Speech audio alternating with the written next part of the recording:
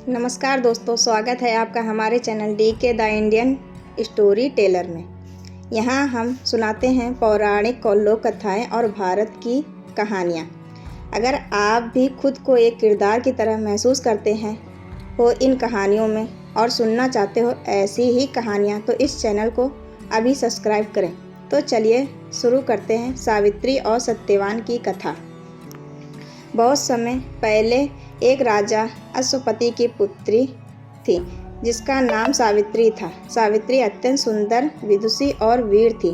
जब उसका विवाह योग्य समय आया तो उसने अपने लिए स्वयं वर चुनने का निर्णय लिया। एक दिन जंगल में घूमते हुए उसकी मुलाकात सत्यवान नामक एक युवक से हुई। सत्यवान एक वनवासी राजा का पुत्र था जो अपनी वृद्ध माता पिता की सेवा में लगा रहता था। सावित्री ने सत्यवान को देखकर ही उसे अपना पति मान लिया और वापस आकर अपने पिता से कहा कि वह सत्यवान से विवाह करना चाहती है। राजा अश्वपति ने नारद मुनि से इस विवाह के बारे में सलाह ली। नारद मुनि ने बताया कि सत्यवान बहुत गुणी और धर्मपरायण है, लेकिन उसका जीवन काल केवल 1 वर्ष का ही बचा है। यह सुनकर राजा चिंतित हो गए और सावित्री को समझाने लगे कि वह किसी और को वर चुने। लेकिन सावित्री अपने निर्णय पर अटल रही और सत्यवान से ही विवाह करने का निश्चय किया। सावित्री और सत्यवान का विवाह हुआ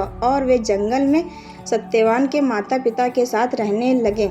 सावित्री ने अपने पतिव्रता धर्म का पालन करते हुए पूरे मन से अपने पति और सास ससुर की सेवा की। समय बीतता गया और 1 वर्ष पूरा होने को आया। उस दिन सावित्री ने उपवास रखा और सत्यवान के साथ जंगल में लकड़ी काटने गई। जैसे ही सत्यवान पेड़ काट रहा था, अचानक उसे सिर पर तीव्र दर्द हुआ और वो बेहोश हो गया। उसी समय यमराज प्रकट हुए और सत्यवान के प्राण लेने के लिए आए। सावित्री ने यमराज से अपने पति के प्राण न लेने की प्रार्थना की, लेकिन यमराज ने कहा यह असंभव है। सावित्री ने यमराज का पीछा किया और उसने विनम्रता से बात की। यमराज सावित्री की भक्ति और समर्पण से प्रभावित हुए और उसे 3 वरदान मांगने के लिए कहा, सिवाय सत्यवान के जीवन के। सावित्री ने पहले वरदान में अपने ससुराल के लिए नेत्र ज्योति मांगी, दूसरे में अपने पिता के लिए 100 पुत्रों का वरदान मांगा, तीसरे वरदान में अपने सत्यवान के साथ 100 पुत्र की माँ बनने का आशीर्वाद मांगा।